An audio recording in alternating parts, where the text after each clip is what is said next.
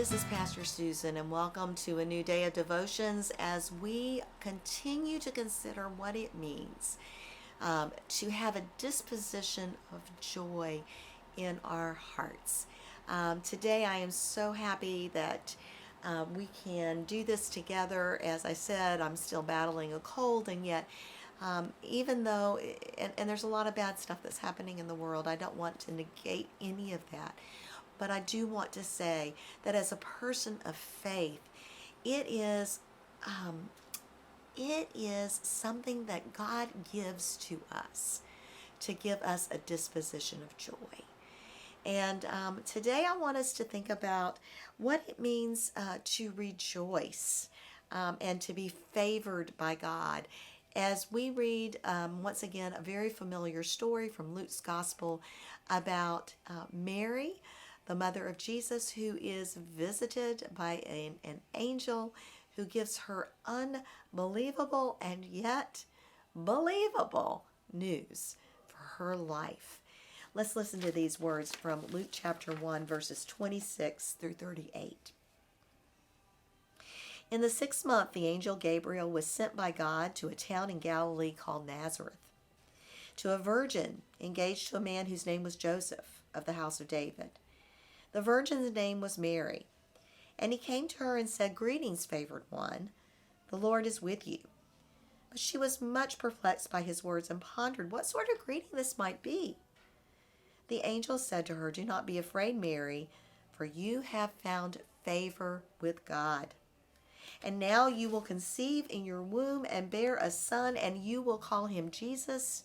He will be great and will be called the Son of the Most High, and the Lord God will give to him the throne of his ancestor David. He will reign over the house of Jacob forever, and of his kingdom there will be no end." Mary said to the angel, "How can this be? For I'm a virgin." The angel said to her, "The Holy Spirit will come upon you, and the power of the Most High will overshadow you. Therefore, the child to be born will be holy. He will be called Son of God. And now your relative Elizabeth, in her old age, has also conceived a son, and this is the 6th month for her who was said to be barren. For nothing will be impossible with God." Then Mary said, "Here I am, the servant of the Lord. Let it be to me according to your word." Then the angel departed from her. So, as to Zechariah and Elizabeth, God's messenger promises to Mary that she would have a baby.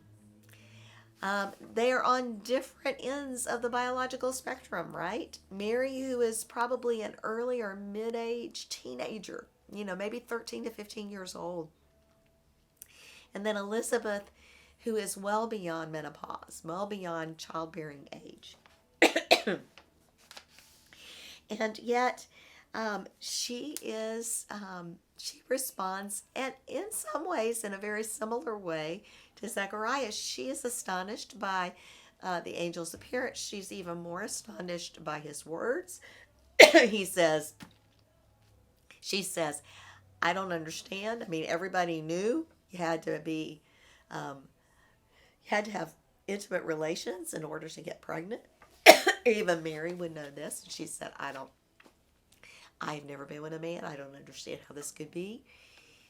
And the angel says, "Do not be afraid." And then the angel gives her more news about Elizabeth and Zechariah and says, nothing with God is impossible. I'm sorry. So, the thing I love about this passage of Scripture is Mary's response. She says, "I'm the handmaiden of the Lord. I am the handmaiden of the Lord. I am the servant of God. Let it be to me according to God's word." What a statement of faith. And what a statement of trust and openness and a heart that had disposition to joy, because it could have been that her fear ruled her heart. But with Mary, it was joy. It was faith. It was faith in that one. So can we say with Mary today, let it be to me according to your word. May it be so. Amen and amen.